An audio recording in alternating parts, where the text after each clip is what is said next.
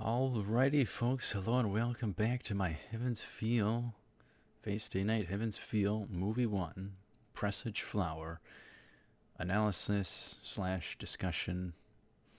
I guess even you could say pre-movie 2 type of ordeal as well.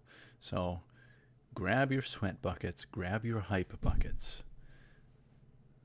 We're in for quite the ride. Rider. We had one heck of a time last time. I think the video, the recording went around an hour, and out of the 2-hour movie we discussed like the first 37 minutes. It's so great. It's so great. So I'm wondering how much of this we're going to be able to manage. If we're going to have to do a third part or not. Hopefully not, but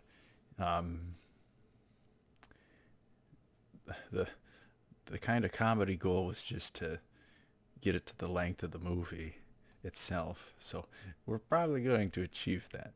We will see. We will see. So anyhow, we were in the midst of Saber versus Berserker kind of ordeal, the fight from Face Day Night and Unlimited Blade Works.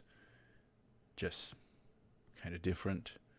The visuals upgraded, the battle condensed, way condensed. So here we go. So 37-ish. Saber eventually, she thinks she has Berserker where she wants him, and Berserker pulls out a sucker gut punch, which takes the wind out of Saber completely. It breaks her armor, sends her flying. She's all cut up and bloodied.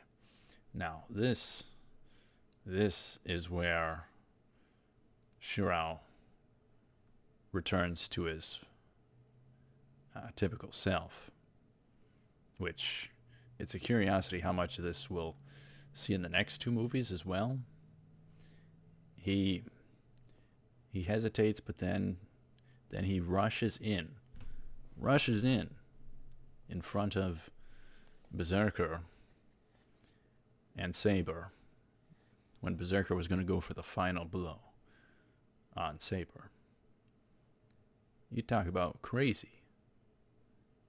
You talk about crazy.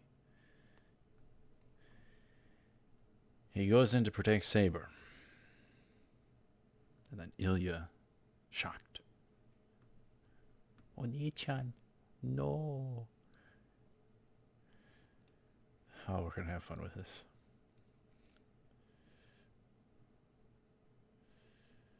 Saber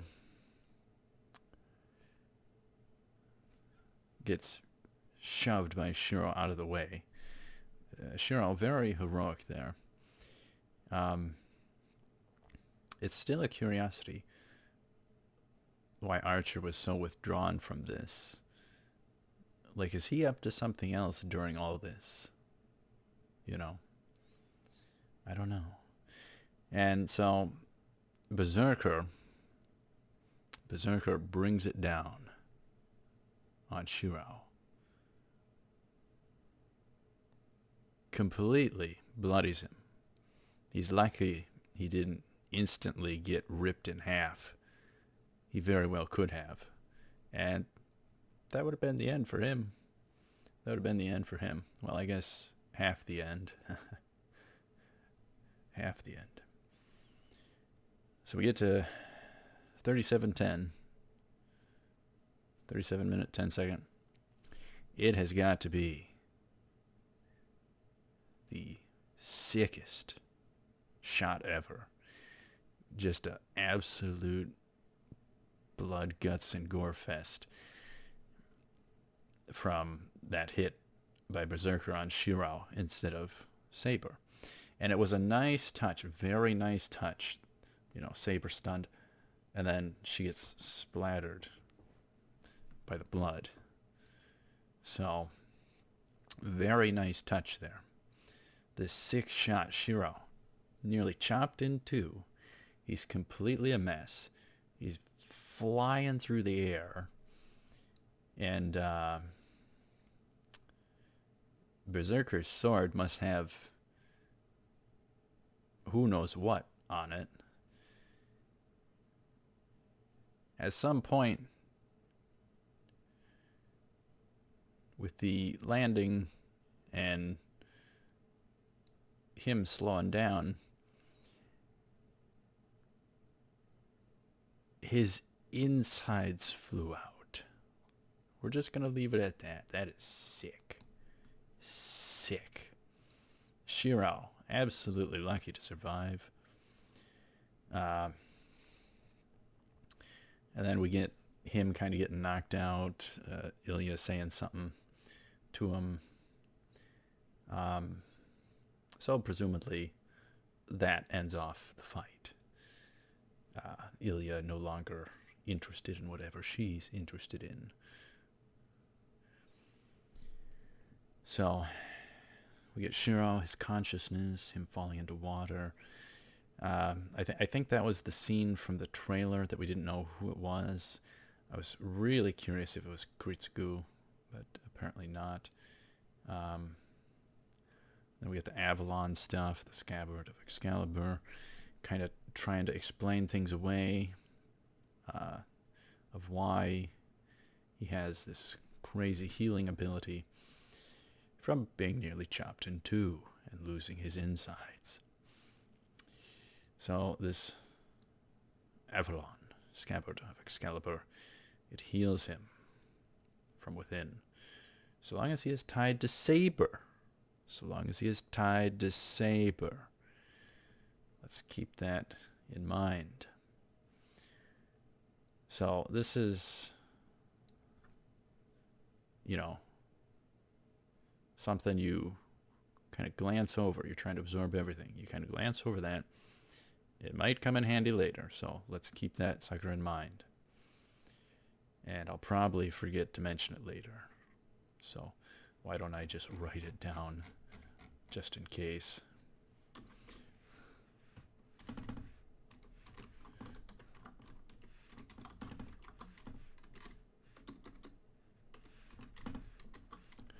We'll bring it up at the end there. Because certain things. All right. 38:40. Shiro wakes up.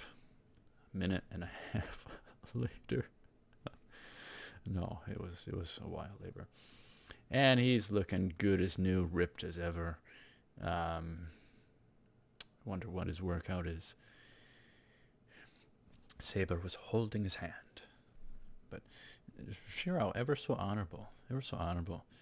Laying his life down for a female, even though the servants are supposed to be the ones fighting, not the masters. And Rin just unpleased with his antics. They confront him over his stupidity. You just get flashbacks from Unlimited Blade Works. His stupidity, my goodness.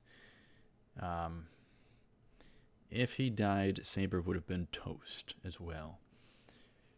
Not been able to remain in the world. There was something about Rin having to heal Archer. That was really bizarre because we didn't see anything pertinent to him. Maybe while he was out, Archer dealt with Berserker somewhat, but Archer don't really have a shot there. And what's Archer up to all this route? What is his deal? What's everyone's deal? And then there's the vow of Rin and Shiro being foes next time. So neutral up to this point, supposedly. 40 minute 30 second Saber seeking the Grail. Everybody wanting the Grail for their own purposes. Whatever they all want. Which is, the unknowns are interesting. Why do they all want it? New and old. From the different route and the new route here. It's such a brilliant concept to have different routes of the same show.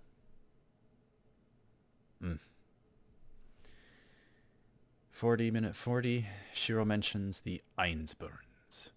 Saber not too happy about that. She's got memories.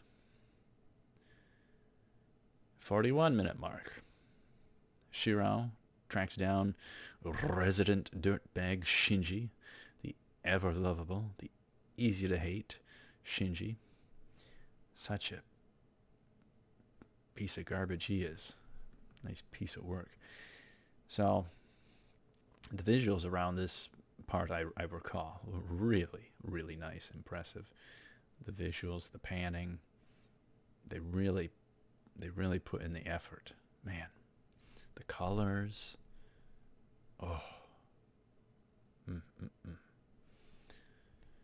So, and I forget all the little bits of dialogue, but 42-minute mark, we end up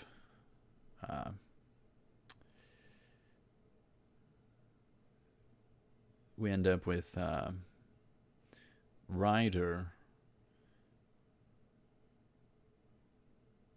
feeding upon the blood of Mitsuzuri to boost her own power. And it was done in a pretty good, creepy way, the body just moving on its own, and then Ryder revealed. It's like vampiric or something. Ryder has like vampire ability. Really interesting.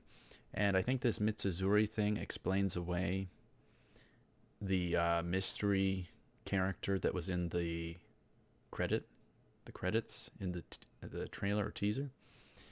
So, mystery explained. They're not going to pull out some wild card on us.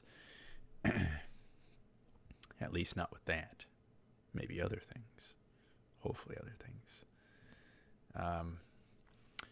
I think it was that Shiro wasn't tracking down Shinji. I think they were just tracking down the source of whatever iffy things were going on. And of course Shinji and Ryder. 43:30 to 44:13, Ryder versus Saber. We just got done with a fight, and they're giving us another fight. Shinji seems to be using his book thing to have manual control of Ryder when she's fighting. Kind of interesting. The others, and any of them, typically just let them have at it, or tell them certain actions, or having to use a command seal. Shinji, he has this book. So it's kind of it almost seems a little unfair, but it actually gave him disadvantage. Maybe because he's a noob.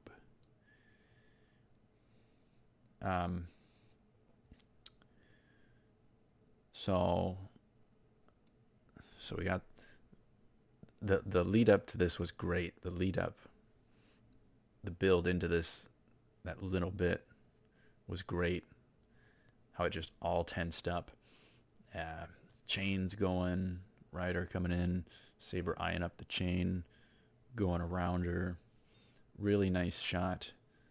Her eyes going, trying to track it. And because Shinji manually controlled Ryder, Saber, shockingly and very fast, just demolished Ryder without much effort. Oh, wow. That, and, you know, you kind of keep in mind that Ryder is one who's supposed to shine in this route. It's pretty obvious and well known, even avoiding all spoilers. And once again, the distant detail. I'm digging it. I'm digging it. Loving the distant detail. And that was on Shinji here. And then we get Zauken showing up because Shinji failed. Saber just with that one move, yanking the chain, reeling Ryder in, one sword hit. So, yeah, Zauken arrives after Shinji just absolutely fails. He absolutely fails. He tries to force Ryder more, and the book burns up. So Zauken arrives. He's saying all this cryptic stuff. It's difficult to keep track of all his shenanigans. So there's Zauken, Shinji, Sakura ordeal. He states something about Shinji having failed. So Zauken's trying to act like, hey, we're done. We're done. We lost. It's over. And I think Ryder disappeared too, but I don't think anybody counted Ryder out at that point. So Ryder still alive, seemed fairly obvious. Didn't disappear in the way one is defeated, nor would be in that short of a time span against Saber. No. So Zauken acts like he just was playing poker, using Shinji, and he just pretended to fold when he might have aces. There's still himself, and there's still Sakura with the Mataos. So that's what's to keep in mind.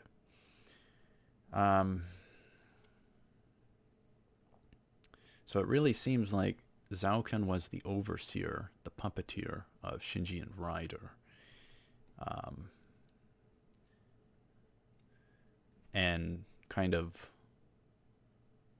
perhaps loaned the book and Ryder to Shinji for some reason. Maybe on purpose with all this. To act like he was out and then to re-enter. A lot of deception. Hopefully Ryder gets to Sakura somehow now. Hopefully.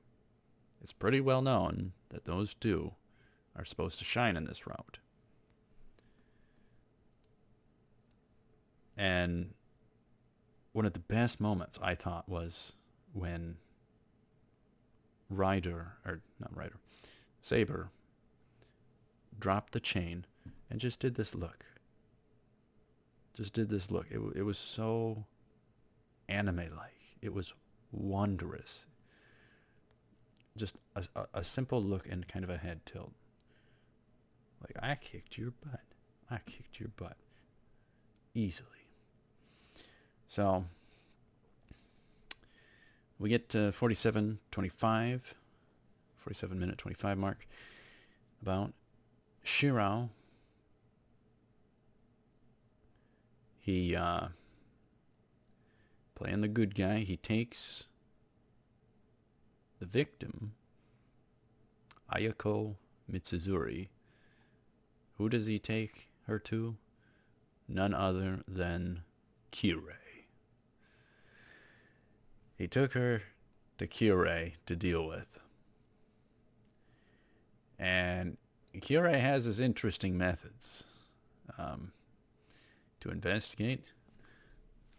Rips open the attire to look at the extension of the wounds. Kire. And holy smokes, it pans, it switches, it jumps to Gilgamesh, just casually seated with Shirao present there. Oh my. Gil says something about Shirao being spellbound, or Ayako being spellbound, something. It's really weird. Just taking a minor jab at him. So, anyhow, Kirei, what does he do to heal her up? Mitsuzuri. Kirei decides to toss her into the basement.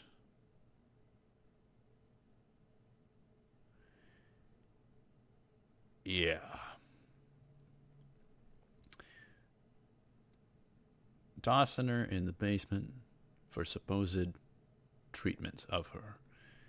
Why, Shirao, would you leave him alone with her in the basement for who knows how long? It couldn't have been too long. Shirao would have gotten concerned. But good grief, I think everybody's thinking the worst. And Kirei, getting all forward now, he switches topic to Shirao. So he lifts up Shirao's shirt to peer at the damage that he had taken. But it's all healed up. 49:18, Saber talks to Shiro of the past, as well as Kirei and Kuritsugu. 52:12. Goodness, I wonder what happened in between there. 52:12, we get a nice vista shot. Those are appreciated.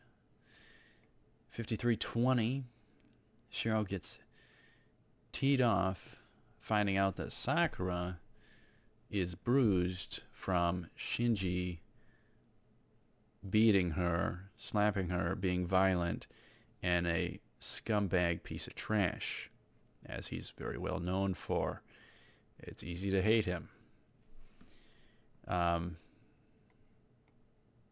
people should get angry and teed off if a girl is being hit and beaten. My gosh.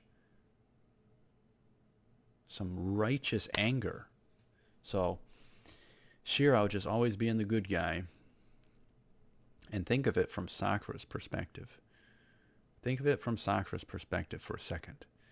If you have a guy that gets teed off, if you're being hit, slapped, beaten, oh yeah, Shiro's getting points.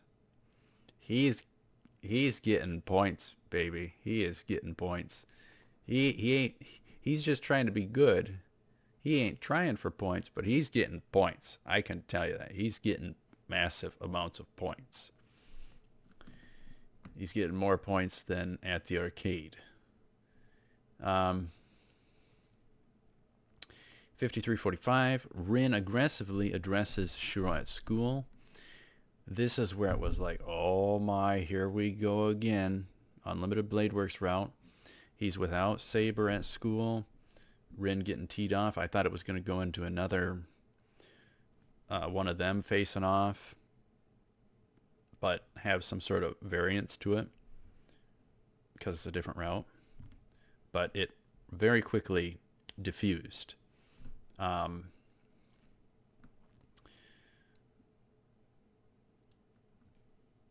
Shiro was very, very direct with Rin, and it just diffused the situation. He needed help or something. 54:15, Shirao and Rin talk on the rooftop about the findings of the Grail War so far. So the neutrality thing, it was supposed to be over, but it's sticking. It's sticking put. They talk about their findings, the recent developments with Shinji, Ryder, Mitsuzuri, keeping each other in the know. Archer shows up. So I'm wondering what he's up to. I'm wondering what he's going to be up to. 57:33. Taiga.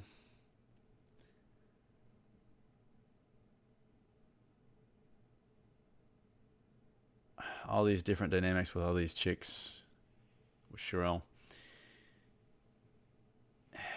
Staying at his place, and Taiga starts teasing and trolling. Oh, you could only imagine Daru, what he would be saying right now. Steins Gate.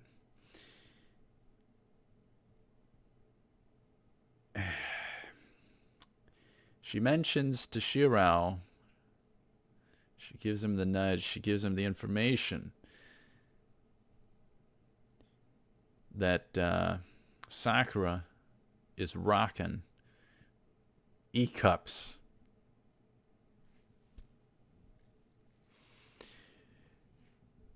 And Shirao is all embarrassed. He's like, oh my gosh, this chick, Sakura, her cup runneth over, bro. Her cup runneth over. Oh, man. Opie. Oh. Thank you for the information, Taiga. She's not trying to pair anyone up, is she? No. No. And it's only fair if they said that we get some service at some point. It's only fair. All right. Here's where things get very, very interesting. And probably a little confusing. I don't know exactly what the ordeal was. 59:15. So we're almost halfway through the movie here. All right. 59:15. Assassin drops his sword at Ryudu Temple.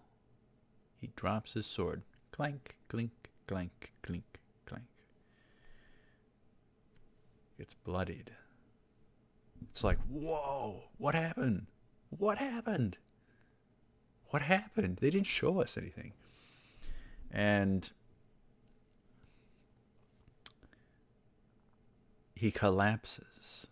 Assassin that was summoned by Castor, being able to be a mage, a magi herself, and summon once again in this arc, or this route. But Assassin collapses this time. So here we go, a giant change in the route. And it's very interesting, confusing, odd. What's going on? What is the real case here? I think, and I got confused during the movie at different points. It's all new, this new stuff.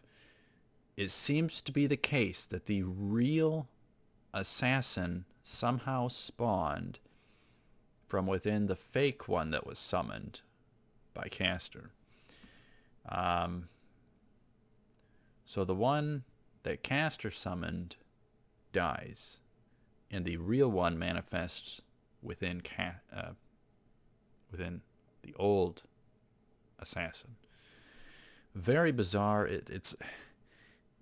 That explains the visuals from the teaser of this new, real, actual assassin, not the one that was summoned up by Castor.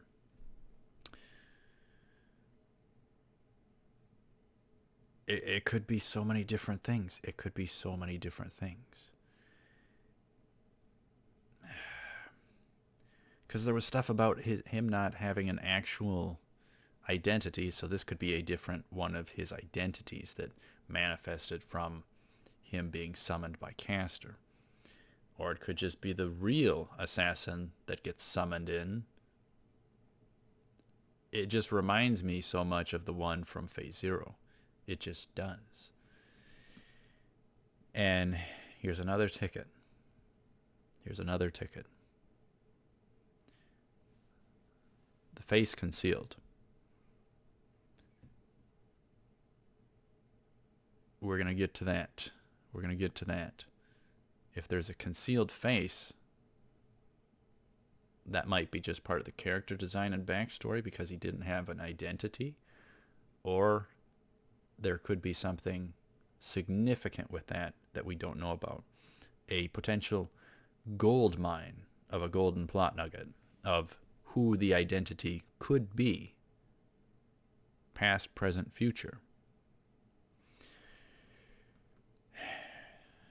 So, and the way this was portrayed,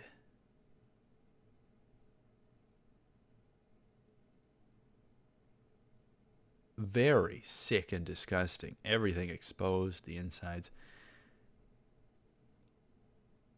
It was very bizarre, very sick, disgusting. They're very much going with a darker route this time than the bright and daylight Unlimited Blade Works, which is much appreciated, much more appreciated.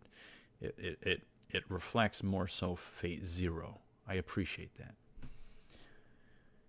And so the new assassin takes off. The old assassin, the corpse, remains. Now, here's where another element, completely other element. So, the variants with Berserker and Saber, the variants with Assassin, manifesting a different assassin, somehow.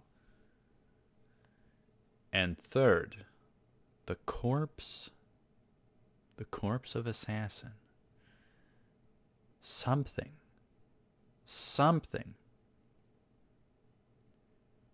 very soon after Assassin died, or the old Assassin, it deals with the corpse. It deals with the corpse. It deals with the body. It like takes it over. Why would something be attracted to the body of a servant? It's all this black red mystery goo. It's really confusing, something we probably could talk about forever and never solve it.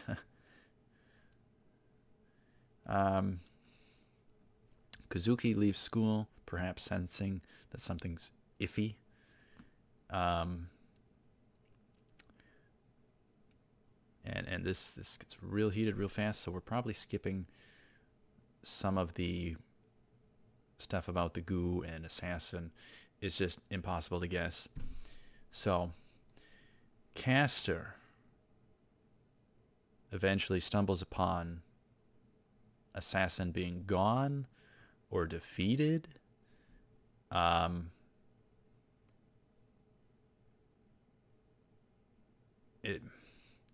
It's a really interesting particular. I'm going to write another thing down just in case I forget.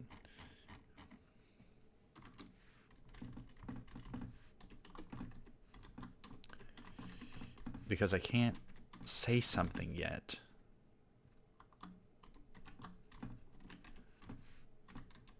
Until we cover later things. I'm trying not to spoil anything, even though it's an after discussion, so people know. People have seen this first. All right, where were we? Darn it. Yep. All right. Caster stumbles upon... She checks assassin. Assassin, not good. Gone or defeated. And the sword. The sword then fades. So that explains away what we saw in the trailer. They deceived us with the trailer.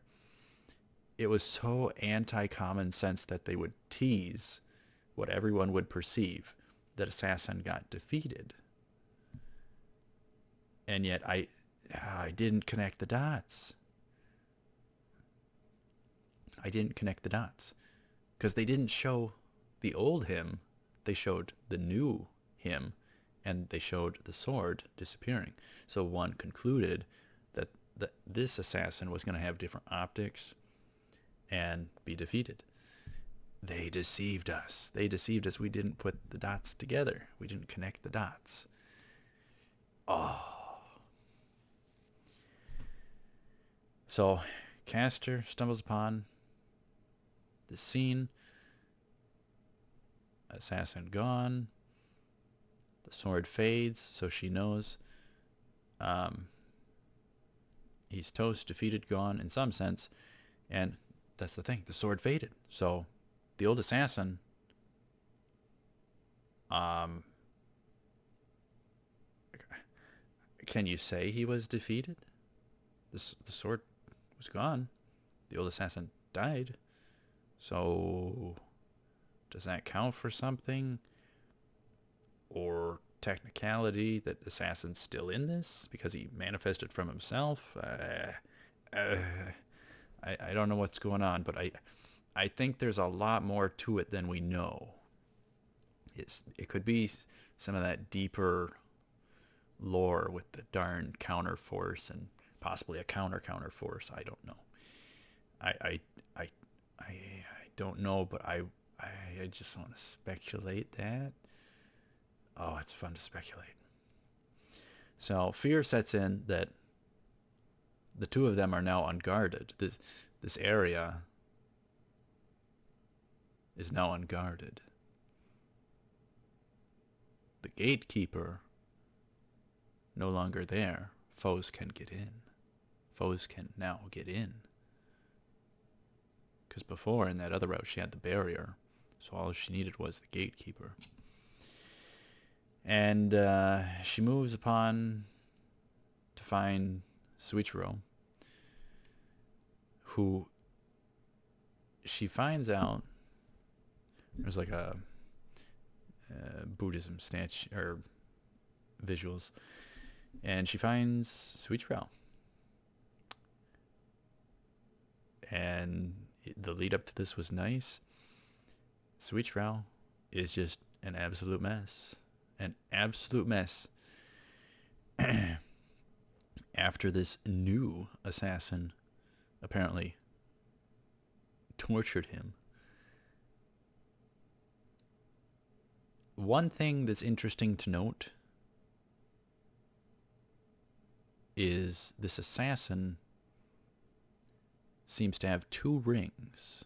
I don't know if that's just character design or if there's deeper meaning to that, but I certainly took note of it.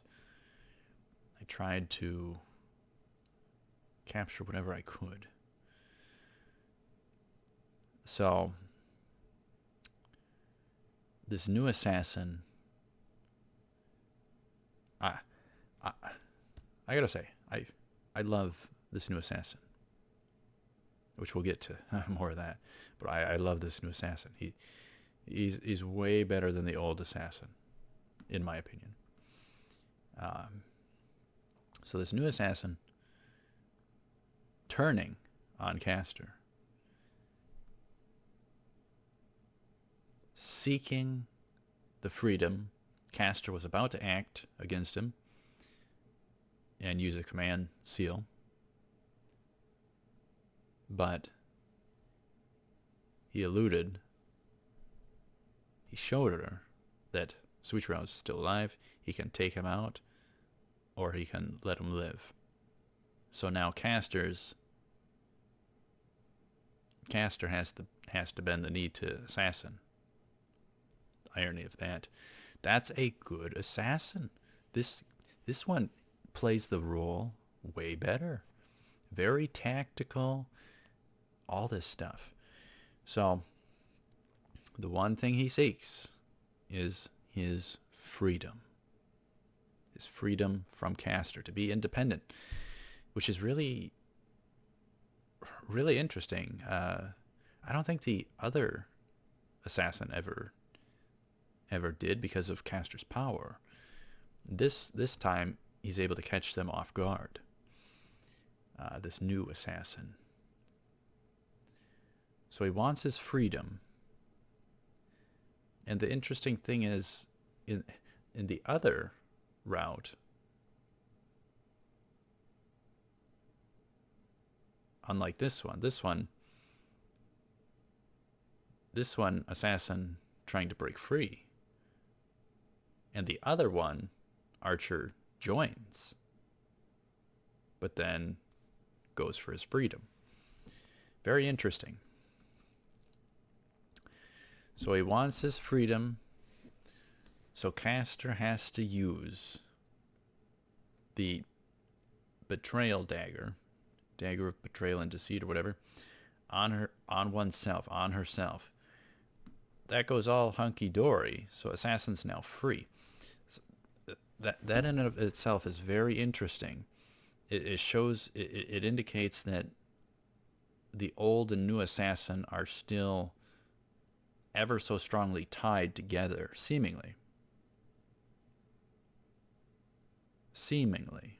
Not necessarily, but seemingly. Because he was still under her command as a servant. Castor was master. Old and new. So, Assassin was still indeed Assassin. I don't think they could play too much around with that and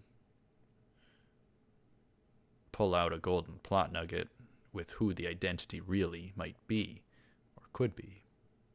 I don't know. I would love to hype at the mystery, but I'm not thinking it's going to be the case that it's going to be anything all too significant. It's probably just character design. So she frees him. Now he can't be stopped, essentially. He pretty much instantly goes in for the kill. She's like, "Are you satisfied now?" Instantly goes for the kill. Nasty, sick assassinations of Castor and Kazuki, trying to absorb it all. I didn't quite conclude, I don't think, around here that Kazuki actually died, but I think it was indeed the case that he's out. So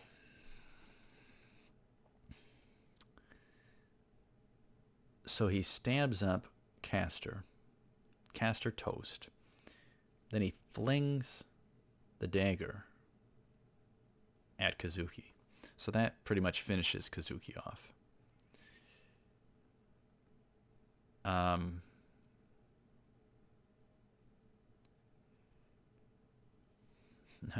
I'm losing my place.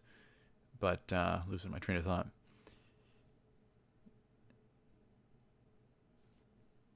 Assassin free to do his bidding. He's now rogue. So he needs...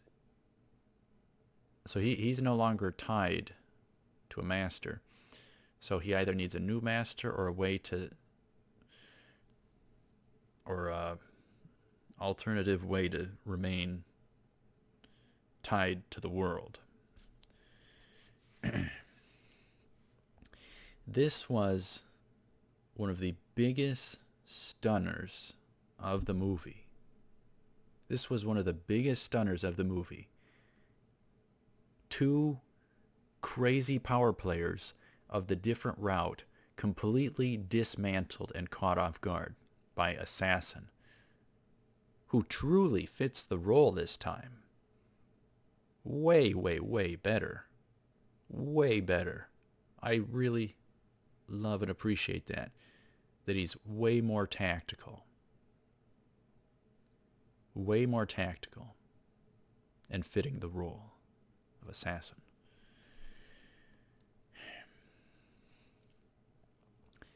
Now, Castor's toast. Assassin was toast. Something manifested and took him.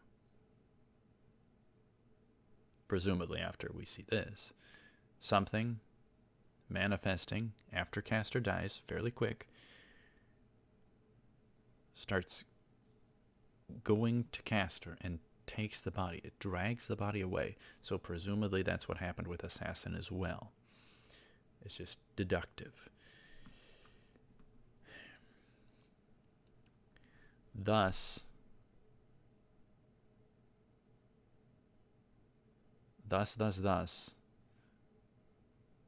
the body didn't fade. The body didn't fade. So, getting at a real fine particular there, technically, is something, this red-black goo, somehow keeping the corpses of fallen servants alive. Or tied into the world yet, somehow. Because Assassin's sword faded. The body we didn't see fade. We saw the stuff kind of go over and take it over, possibly drag it off. Castor, we didn't see like the staff or whatever fade, whatever she has, the staff thing, intricate. We didn't see her wielding that, so we didn't see it fade. The fading of the servant is usually what indicates the death of the servant and the elimination. So it seems to be the case. Something is keeping the bodies of the servants linked to the world yet. Not necessarily their weapon, but the bodies. So that's interesting. And then it shows us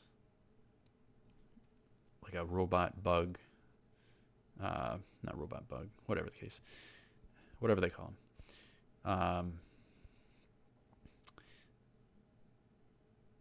I don't remember, whatever. Maybe it was a robot bug, whatever. Similar to other times, they used something to spy upon Ryudu Temple. The question is, who? Was it Zauken? Was it Kyurei? I think later on we learn. I forget who it was, but it doesn't matter if I spoil it or not. I forget who. I think it was Kyurei. That guy. All right. Wow, quite a jump. Really? Hour 10:23. Sakura at her cutest. I don't know what that movement gesture is called, but that is just the cutest thing you'll ever see.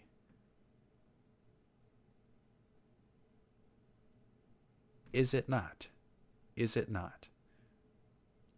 Her in that white dress, sure, opening the door. It was so cute. That movement or gesture, whatever, I don't know what it's called, but it's so cute. We have to call it the Sakura. So, Sakura meeting up with Shirao to chit-chat, I guess. It's so interesting at times, seeming like... Well, we got to discuss the white dress, because It's interesting. I think they're going with symbolism there. Um,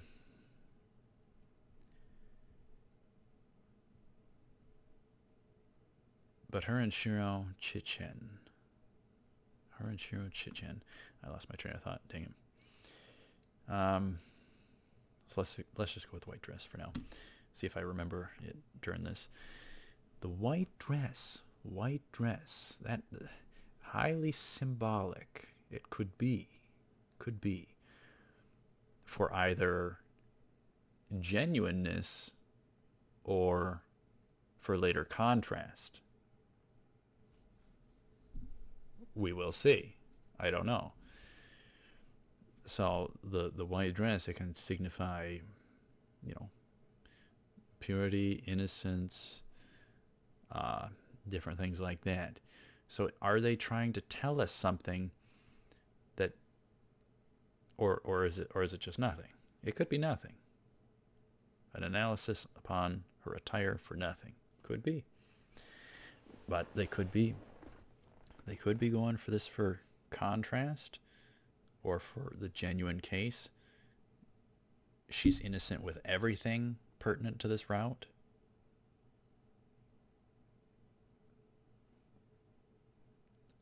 I don't know. Don't know. So they talk it out. I think I missed one of the most important things. My notes don't have it. Wow. I even remember it. She makes this weird allusion, this weird statement. I don't know what she's getting at. I think it was even in the trailer. If she says something like to Shiro, if I become a bad person, would you get after me or forgive me or something? And he's like, yeah, I would get after you. And she's like, reassured, good, good. What? What is that supposed to mean? What is she thinking? What the heck is she thinking? She better not be making a deal with Zaukin. Oh no. Because that could be some foreshadowing, that kind of a question. Like,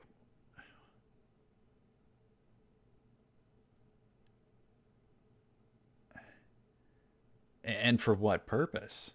And for what purpose? What's the purpose behind her becoming, or not, a bad person? What does that imply? What does that contain? What is she thinking on doing? Sakura, you be good. Don't go crazy. Be good. All right. So we get past the discussion, which was really lovely. Oh, that was the thing. She might be using Shiro as a refuge from Shinji beating her. So Shiro is just getting points after points after points, in all likelihood.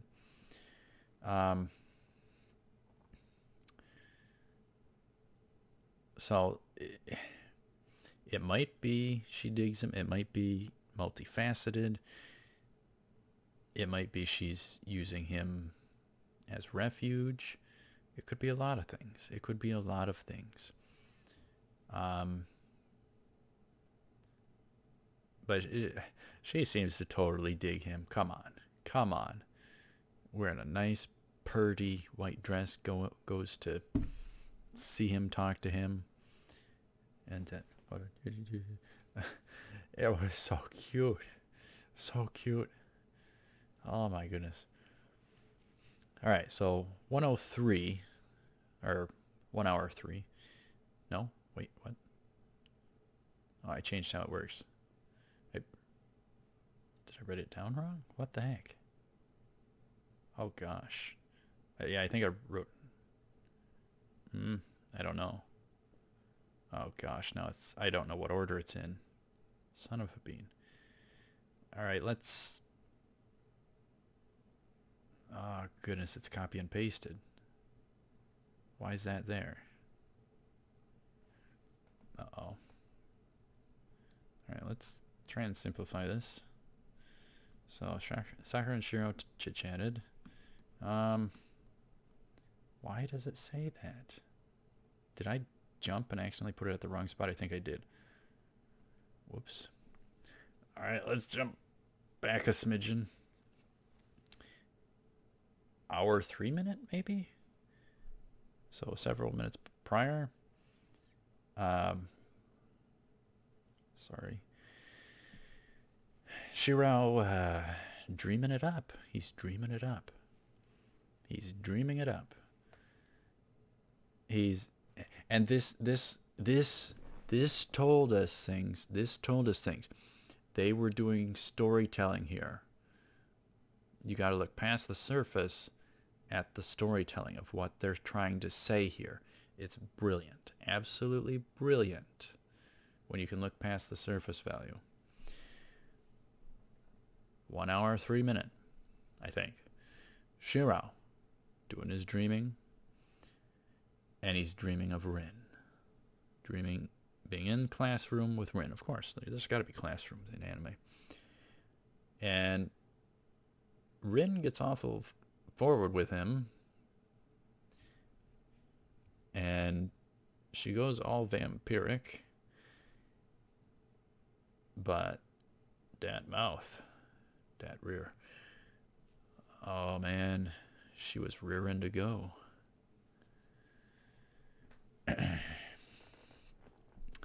And she just seemingly just completely tempts him.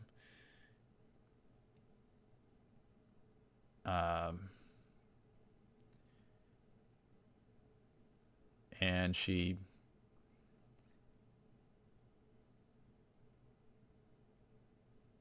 he can seemingly do anything, and this just felt completely, in the heat of the moment, this felt completely like it was some crazy dangerous trap that was happening. But keep in mind, Castor's dead, so it can't be one of these dream trap sequences where she lures him to the temple. So it really deceived us. It really deceived me. But the whole thing just felt completely wrong. It's like, what is going on here? I was concerned that it was something else going on besides what we were actually being shown. I thought it was all like an illusion, but it was just a dream. She bites his neck, seemingly draws his blood. So apparently Shiro has a nurse fetish.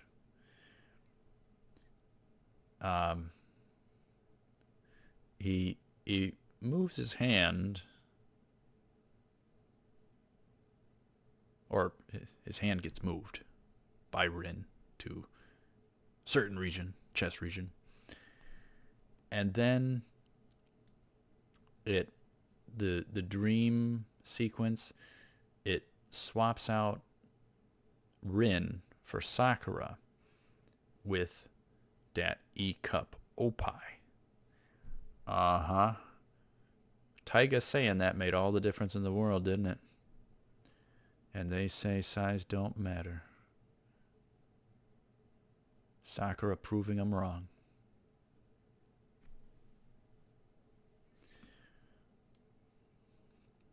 So I was so concerned that this was all not what it was being portrayed as, but it was indeed the case. It was just a dream sequence. Shiro was dreaming. He was having a happy dream, apparently. A little scary, but happy. Yeah. So the hilarious part of this scene was how it concluded, him waking up. And almost a minor play on sleepwalking, but a complete tie to the dream. He had his arm reached out to grab. Oh my gosh. So that was really funny. And then he like moved it or something. I think that was just so funny. Comedy. A little bit of comedy. So what they were trying to say with this is, hey, this route, Rin might be the thing, but he don't dig Rin anymore. He don't dig Rin here. He digs Sakura. He digs Sakura. Maybe because he cut Oppai or not. I don't know. But he digs her. That's what they were going for. That's what they were trying to tell us. He's crushing on Sakura big time. And she seems to be crushing on him big time. So that's going to be very interesting moving forward. There could be all sorts of potential implications. If we're going to get a Sakura Shirao alliance instead of a Shirao Rin alliance, the potential implication there is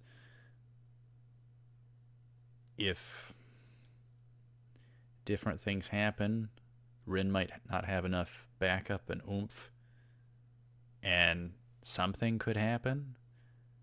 The other thing that could happen is if Sakura saying that could mean different things. Oh boy. If she said the bad person thing, and if we tie it together with Rin, her getting the impression that Shirao digs Rin, then she has a basis for taking Rin out, let's say.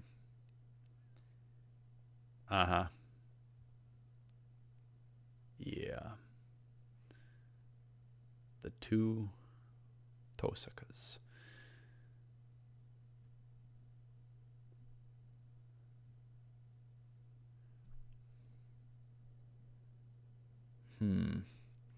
That would be a very interesting relationship between the two sisters. Because with Phase Zero, the one got tossed to the other family to give the better odds of the family line winning the Grail War no matter what.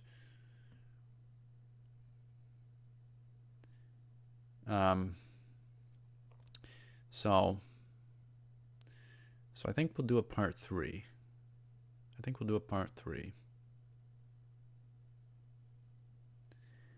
So this has been fun to discuss things. We got so much more to discuss.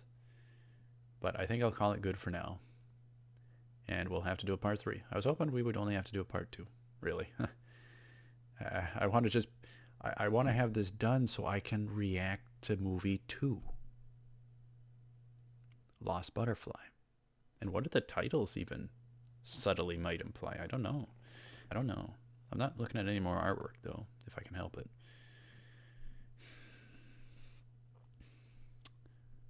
So, I think this is where we will call things good. So yeah, Rin might be in hot water against Sakura.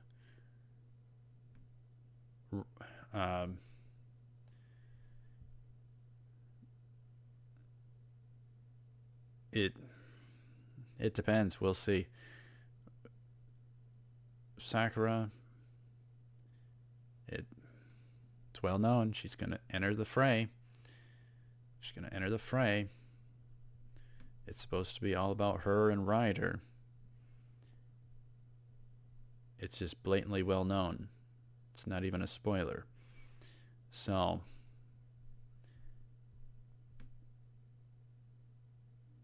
what basis? What basis does she have to enter the Grail War?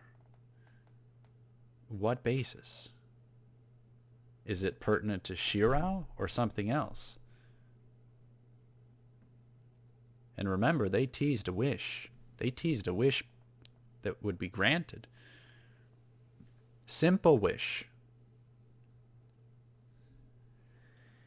If Shirao digs Sakura, then there's no point in her winning the Grail War and wishing for him to dig her, which I don't think that would work out. What then is her wish? If he digs her and she digs him, what could possibly be her wish? What could possibly be her wish? Couple of things. One, his safety. So she'd fight with him for his safety. But if she won, she couldn't wish for his safety because the Grail War would be over.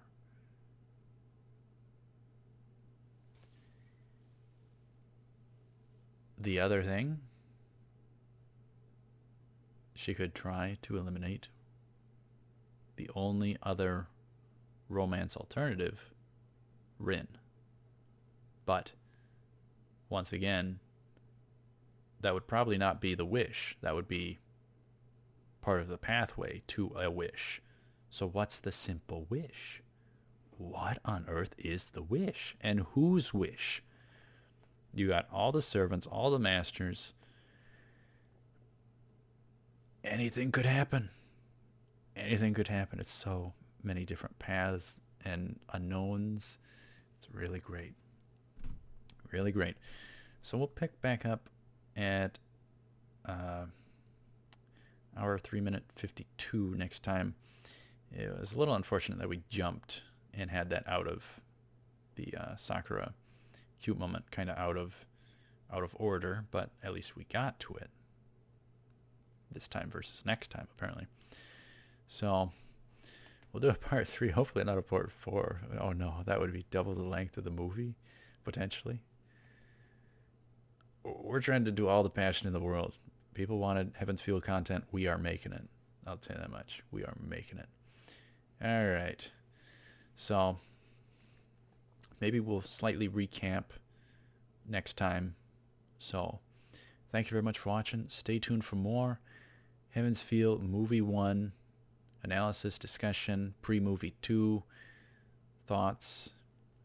Part 1, part 2 down pat.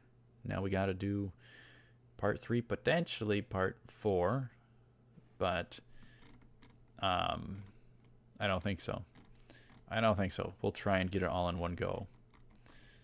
We'll try and get it all in one go so that we can react to movie 2.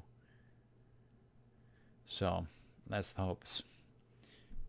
We'll get this wrapped up, react to movie 2 as soon as we can. Really looking forward to it.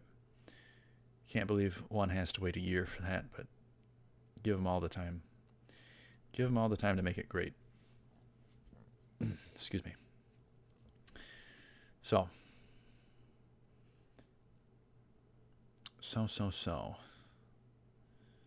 Yeah, we got a fair amount left to go. We got a fair amount. I mean, we could potentially do 2 more parts, but we'll try and just do 1 more part. We'll see. We'll see. So we went from 37 to 103, 104-ish, hour 4. So I think we got less distance than last time. But we did get the 1 extra from 1 hour, 10 minute. I don't know. Anyhow. We'll see. We'll see. Hopefully just 1 more part. I want to react to movie 2. I want to react to movie 2 and with a frames per second priority instead of a me being lit up priority, because the frames per second I think got a little undermined during some of the action. We don't want that, but we don't want my face darkened out either. So we'll see how it goes. We'll see how it goes. Maybe we'll compare the two and then to make a choice. FPS versus my face being lit up for movie 3. We'll judge it based on the two. So anyhow. Thank you very much for watching. Stay tuned for more Heaven's Feel content. I will see you up ahead. Thanks for watching. Hope you enjoyed. All the passion in the world. And keep your hype buckets for next time. Keep those sweat buckets, hype buckets for next time. 1 or 2 more parts. I'll see you up ahead. As always, take her cool.